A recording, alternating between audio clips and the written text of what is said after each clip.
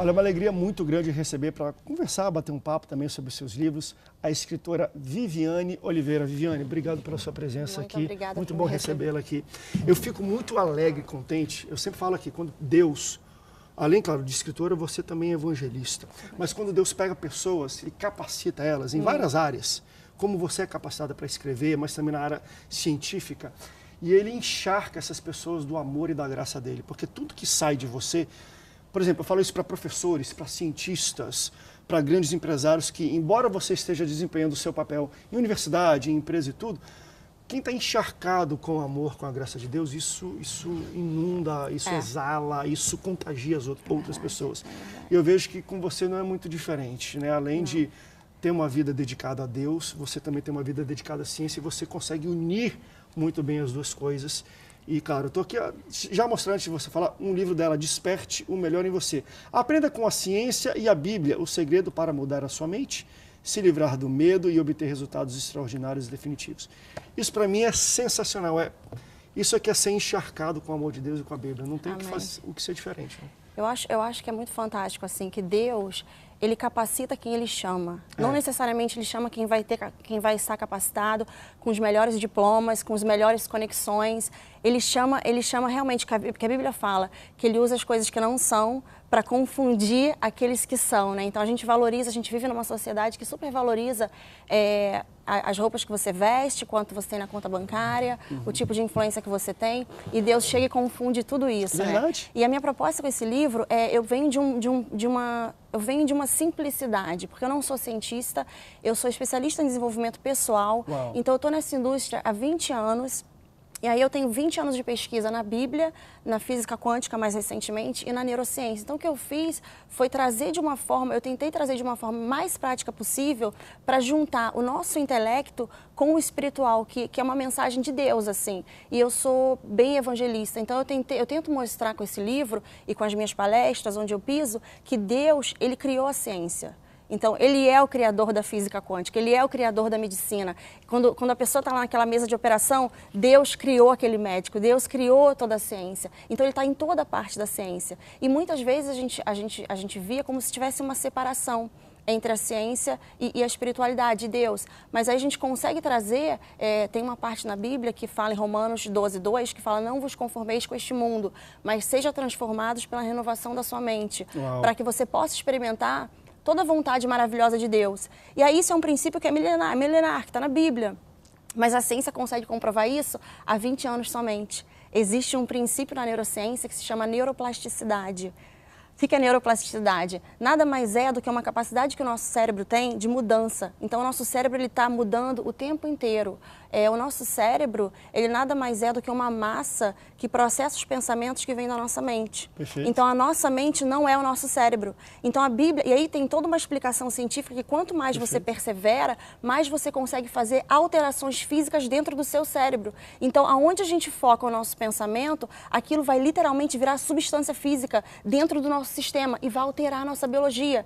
A gente consegue, com o que a gente pensa, ligar ou desligar as nossas expressões genéticas. Então, e você voltando para a Bíblia, que é uma coisa muito antiga, você vê, não se conforme, você consegue ser transformado. Então, eu acho que é uma mensagem muito urgente, principalmente no mundo cristão, que não é uma mensagem assim, caramba, a ciência tem que estar no nosso meio. Existe esperança, né? E aí é fantástico demais. Eu gosto muito da questão já fui para alguns fóruns e congressos de desenvolvimento pessoal, que eu acho que ninguém pode parar de aprender. Exato. Aquilo que você está falando, a gente está em mutação mesmo de crescimento, de entendimento, ainda mais que sou jovem, mas eu gosto muito de aprender. Mas sabe uma coisa que me impressiona muito em muitos congressos, que não necessariamente tem um viés cristão ou bíblico, é que enquanto a pessoa está falando ou palestrando, eu falo, gente, não sei se esse cara é crente ou não, mas o que ele está falando é Bíblia. É muito impressionante. Por mais que não se tenha um viés desse, quando a gente fala de desenvolvimento pessoal, de crescimento e tudo, é Bíblia e às vezes dá vontade de dar um glória a Deus, aleluia no meio, eu só não dou porque o povo vai estranhar porque não está na igreja. Mas tem mensagens que eu prego, que eu falo, e as pessoas também chegam, pastor, você é um coach, você é desenvolvedor, por quê? Porque, por exemplo, que eu acho que tem tudo a ver com o que você falou aqui no início, quando Deus chama alguém,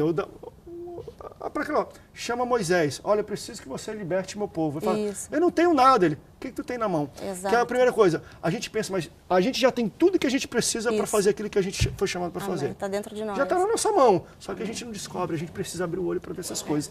E é dentro disso que eu acho que você trabalha. Se a gente une Bíblia, porque tem aquilo também. Unir. Se é só a minha capacidade, não é. Não. Por isso que eu acho lindo você pegar desenvolvimento pessoal com Bíblia. Por quê? Porque, meu irmão, não é o que eu sou, é o que Deus é. E aí acabou. Essa indústria de desenvolvimento pessoal, os princípios são roubados da Bíblia. É incrível, não, é a mesma coisa. Tudo, plágio, tudo plágio. vem da Bíblia. Só que o que acontece? É uma indústria que foca, na maioria das vezes, no corpo e na mente. Só que nós não somos seres soberanos. Nós fomos criados por Deus para estar na dependência dele o tempo inteiro. Então a gente precisa de estar com essa conexão com o Pai. E aí que a minha proposta é fazer uma revolução nessa indústria, porque a gente precisa do poder de Deus. Porque existe o mundo espiritual. Então você pode fazer todos os rituais que a desenvolvimento pessoal te ensina, você pode fazer, mas você nunca vai conseguir ter poder na sua como é que eu posso dizer isso? Na sua humanidade somente. Nós não nascemos para sermos meramente humanos. Perfeito. Nós somos criados à imagem e semelhança do Pai. Então nós somos participadores da natureza divina. Então, para que a gente possa tomar posse das promessas que Deus fez, para que a gente possa ter realmente uma vida de excelência, o nosso espírito ele tem que estar treinado. Nós precisamos trazer Jesus, e aí isso só vem através de Jesus Cristo.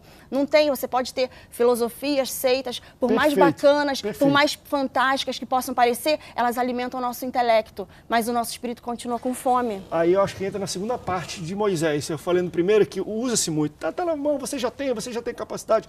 Mas foi interessante que Moisés chega, beleza, vou no farol, o que eu vou falar?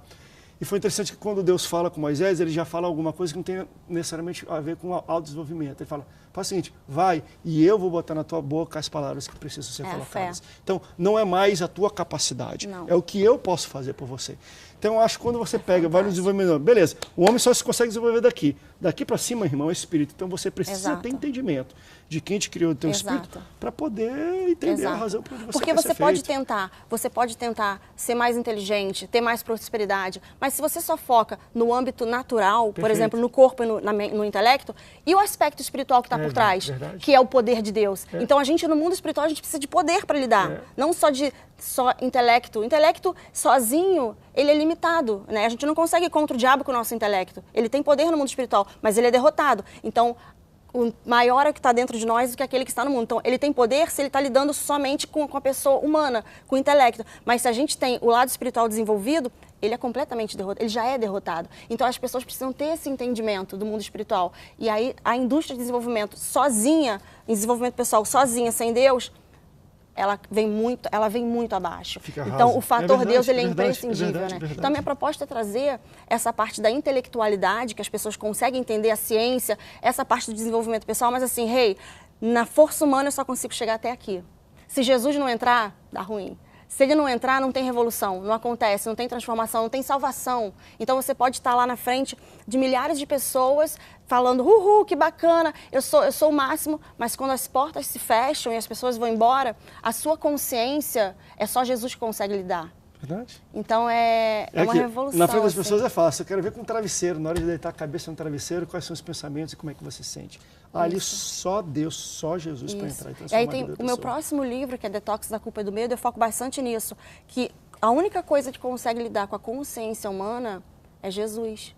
Porque quando o homem caiu no Jardim do Éden, o ser humano passou a ter uma coisa que ele nunca era para ter experimentado. A consciência do bem e do mal, a consciência do pecado. Viver com essa consciência. Então, só Jesus consegue livrar a gente disso. Ele vem e limpa para a gente conseguir estar com essa conexão com o Pai. Porque com essa consciência de erro, de pecado, de separação, a gente não consegue se aproximar de Deus. Então, e aí, quando você tem essa consciência satisfeita através de Jesus, que é o único, aí você consegue, de fato, relaxar e é muito fantástico. Eu acho que quando a gente fala de propósito de capacidade humana, isso é de fato o homem entender quem ele é, o que ele pode, porque a gente chega até um certo ponto, mas tem momentos que só Deus pode fazer coisas por nós. E se a gente não entender essa coisa, muito bom o que ela está falando, unindo pensamentos da Bíblia, de desenvolvimento pessoal, mas uma coisa que eu acho muito interessante, ela deixa claramente... Eu até sou um entusiasta de desenvolvimento pessoal, eu falo muito, gosto, vejo cursos, faço cursos online interessantes, mas de fato para mim falta o link que falam, não, ok, até aqui tudo bem, mas daqui para frente, irmão, não é o que tu pensa, não é o que tu fala para si próprio que vai mudar. É ter a consciência que existe alguém que te fez, alguém que pode fazer, que pode abrir portas. Acho que isso é muito forte. Nós vivemos um tempo que eu acho interessante no sentido de pastores buscarem se melhorar o seu conhecimento através de cursos de coaching, de desenvolvimento pessoal, ok, mas muitas pessoas de dentro da igreja estão buscando isso como forma de a gente está falando isso no intervalo, encontrar respostas. Ah, está no intervalo? Não. A gente falou sobre isso no sim, intervalo. Falamos, desculpa. De encontrar respostas. Isso. Você é muito categórica, foi muito categórica no que a gente falou aqui no intervalo. A igreja tem a resposta que o mundo precisa. Nós temos a solução para todos os problemas. Então, a gente não tem que sair para buscar resposta no que o mundo está oferecendo. Porque todos os princípios que você vê na indústria de desenvolvimento pessoal são achados na Bíblia, a maioria deles. Perfeito. Então, eles têm que vir até nós. Porque na hora que tem alguém lá morrendo no hospital, é o crente que vai lá para fazer oração e é o poder de Jesus que vai levantar aquela pessoa. Então, a gente tem o poder que está dentro de nós, o Espírito Santo está dentro de nós. Então, Jesus veio e falou, todo o poder me foi dado. E ele veio e ele deu esse poder para a igreja. E agora, o que a gente tem que fazer? A gente tem que pegar o Jardim do Éden, que quando a gente aceita Jesus, a gente volta para o Jardim do Éden, para que é a presença espiritual do Pai. A gente precisa trazer o Jardim do Éden e implantar aqui nesse mundo. Então, o crente, ele tem que ser, nós temos que ser o banco, nós temos que emprestar para muitos e não tomar emprestado. Nós temos que ocupar os lugares altos. Nós temos que mudar as leis. Nós temos que influenciar as leis. Nós temos que trazer a solução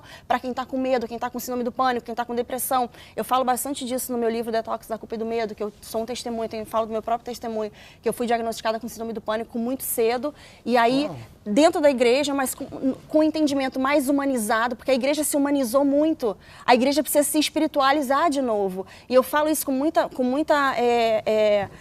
Dá ousadia. Deus aqui por dentro, pode dar glória a Deus, aleluia em casa. Não, mas isso é uma mensagem. Eu falo com muita ousadia, porque o crente, ele é muito mais do que ele pensa. Nós somos feitos à imagem e semelhança do Pai. Então, o crente, ele não tem que olhar para uma situação de doença e ficar... O crente não tem que se abalar com nada. Porque o maior que está dentro de nós é que o que está no mundo. Então, mas a gente precisa, essa mensagem precisa ser pregada. Nós somos descendentes de Abraão, nós temos que ocupar os melhores lugares, nós temos que fazer a diferença. Porque quando o mundo começar a ver que a igreja tem solução de verdade e não só de ouvir falar, o mundo vai bater na porta da igreja. Porque a gente não tem que mendigar o evangelho para ninguém. O evangelho é honra. Deus resgatou para nós ele deu honra espiritual, honra material, honra física, né? Ele deu uma dignidade para a gente, porque na cruz essa dignidade foi embora. Então o ser humano ele ficou sem saber quem ele ficou desconectado. Ele fica um intelecto ambulante, porque aí ele passou a depender dos 5 sentidos, e aí a conexão com o Pai, que é só através do Espírito, ficou lá quieta. Mas todos nós somos espíritos, o ser humano é espiritual. Então, assim, não existe morte. Nós passamos da morte para a vida. Então, assim, a gente tem que celebrar todos os dias. Então, o crente que anda com mais notícias na boca, ele não sabe quem ele é. Então, assim, é uma mensagem de urgência. Deus é bom, o Pai é amor, a gente tem que andar em vitória, a gente tem que ser catalisadores de mudanças, a gente pisa. A gente tem que ter essa ousadia e não se intimidar com o tempo ou com a lei nova. Não, a gente vai transformar essa lei. A gente não tem que sentar na igreja brigando com qual banco que eu vou sentar, a gente tem que comprar a igreja, a gente tem que comprar os prédios, a gente tem que fazer essa diferença. Então, é uma mensagem de ousadia mesmo, uma coisa que, assim, você está falando, vai passando aqui em mente passagens bíblicas, mensagens e tudo mais, mas uma coisa que eu acho muito bonito, que se encaixa muito dentro do que você falou, e aí eu não tenho como fugir, eu vou para a Bíblia, né? Pedro entrando numa cidade, ele vê um rapaz que pede dinheiro para ele, um pedinte que pede dinheiro, né? E esse pedinte, ele não andava. E é interessante porque nós, de fato, nós limitamos o agir da igreja de Cristo na Terra, aí estou falando de igrejas locais físicas mesmo, por coisas externas, ao invés de ser coisas externas. Então, assim, a gente fala assim, a gente não tem dinheiro, então não dá pra gente fazer isso. Não dá. Aí, quando eu vou para a Bíblia, eu vejo pessoas que não têm nada, aí um cara fala assim, me dá dinheiro. Eu falo assim, ouro no prato eu não tenho, mas o que eu tenho, eu te dou. Levanta e anda. Para mim, isso resume tudo aquilo que a gente fala assim, a igreja não deve ter uma mente dessa que você está falando, de se espelhar nas coisas nos 5 sentidos e se limitar pelas coisas externas. Por quê? Porque o que Deus deu pra gente pode até ser externo depois, pode vir. Buscar primeiro o reino e as coisas serão acrescentadas, mas é o que tem dentro da gente que tem que ser colocado para fora. Então, para mim, se qualquer igreja bota o limite de a gente não fez esse trabalho porque não tem dinheiro, porque não deu, porque não tem pessoas, para mim eles não entendem que eles têm de fato. Porque Pedro falou, eu não tenho ouro nem prata, não, mas o que eu tenho eu te dou, levanta e anda. O cara levantou e andou. Começou uma revolução. Jesus pegou 12 caras, um pescador, não sei o quê, e fez a maior revolução social, eu vou além, não é só espiritual não, aí a gente entra no que você falou mesmo, a sociedade. Social, de desenvolvimento pessoal, econômica, Exato. que esse mundo conhece com 12 caras, que iniciaram que talvez muito pensavam que não daria em nada. Então eu acho que, por quê? Porque não era o que eles tinham, não era dinheiro, não era tudo, era o que eles tinham dentro deles. Então por isso que a gente fala muito sobre, e eu acho que você coloca aqui, eu escrevi aqui, propósito, que eu acho que é um dos capítulos que você tem aqui dentro. Sim. As pessoas que não entendem o que elas têm e o propósito delas na Terra, elas ficam patinando no gelo, né? E não saem do lugar. Ficam porque a gente nasceu de Deus. Nós somos um espírito.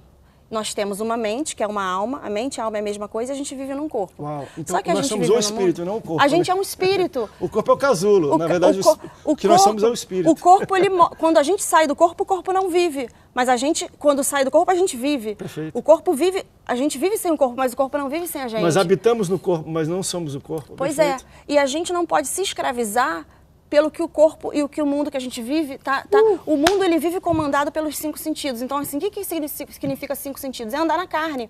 A carne é 5 sentidos. Eu só consigo crer no que eu vejo, no que eu toco, no que é tangível, no que eu cheiro.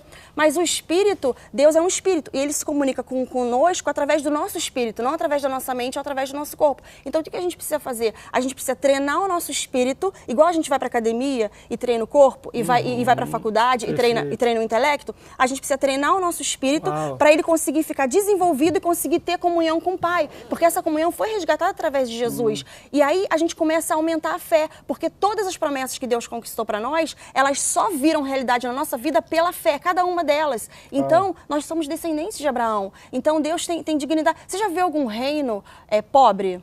Uau. Você já imaginou algum país da monarquia, lá o palácio da rainha, do rei pobre? Uau. Nós somos do reino de Deus, não existe pobreza no reino de Deus. Isso é uma mentalidade maligna. Então, à medida que a gente vai treinando o nosso espírito, como que a gente treina o nosso espírito? Meditando na palavra de Deus. Uau. Essa mensagem precisa ser pregada. Você está malhando todo dia, está na hora de malhar o espírito, perfeito. Exato, você acorda e você está meditando. E a ciência explica muitas coisas, tudo o que acontece nesse processo de transformação, de você meditar, passo a passo. Eu falo bastante do livro sobre isso e no outro livro também. Então, assim, você acorda, você está meditando, você está almoçando, você está pensando. À noite, ele fala em Josué, não deixe esse livro sair da sua boca, mas pense nele, porque você vai ser bem-sucedido em tudo que você faz. Então, quando a gente treina o nosso espírito, como que a gente treina? A gente coloca a palavra, a gente medita na palavra todos os dias, e aí não só medita, mas você tem que colocar em prática. Porque o conhecimento sozinho, ele não é poder, Perfeito. mas o conhecimento em prática, ele é poderoso. Então, assim, quando a Bíblia fala, não fique ansioso por nada.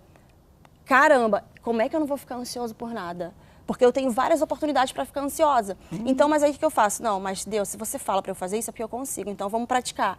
Aí aparece uma situação que você tem todas as oportunidades para ficar com ansiedade. Você fala, não me ajuda, Deus. Aí você está meditando naquilo.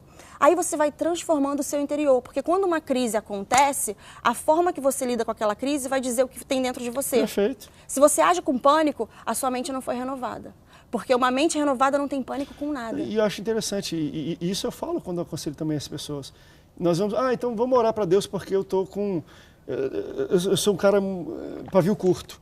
Então Deus me faz uma pessoa com domínio próprio, uma pessoa mais controlada. Qual é o agir de Deus? No meu entender, como pastor, quando eu falo às pessoas, Ele te coloca em oportunidades para você ficar com raiva. E aí tu tem que aprender a se controlar. Entende isso? Eu tô com pânico. Então vão acontecer oportunidades que você deveria ficar com pânico, mas você segura um pouco. É assim que Deus vai treinando. Ele não vai tirar. Ele te coloca em oportunidades para você começar a treinar a não ficar com pânico. Agora, o bacana disso é que a gente não precisa fazer isso que você está falando sozinhos. Perfeito. A gente chega, Pai, aqui está a tua palavra. É isso aí. Eu trago meu zero, me enche, me ajuda, eu não entendo nada. Aí você vai perseverando. O grande lance é perseverar. Perfeito. É diário. Perfeito. E aí você vai aumentando, aí você vai falando, caramba, Deus é bacana. Aí você vai entendendo. E aí você vai conseguindo ficar calmo. A vereda do justo, ou caminhada do justo é como a luz da aurora, que vai amanhecendo, amanhecendo, amanhecendo, até se tornar dia perfeito. É isso que Deus quer para a nossa vida. Diane, obrigado pela sua participação. Muito obrigada por me Que receber aula, hein? aqui. Masterclass pra gente aqui no Boas Novas. Obrigado, querido. Deus te abençoe. Obrigada por me receber, obrigada. Muito obrigado pela sua audiência. Deus te abençoe. Até o próximo Boas Novas no ar. Tchau, tchau.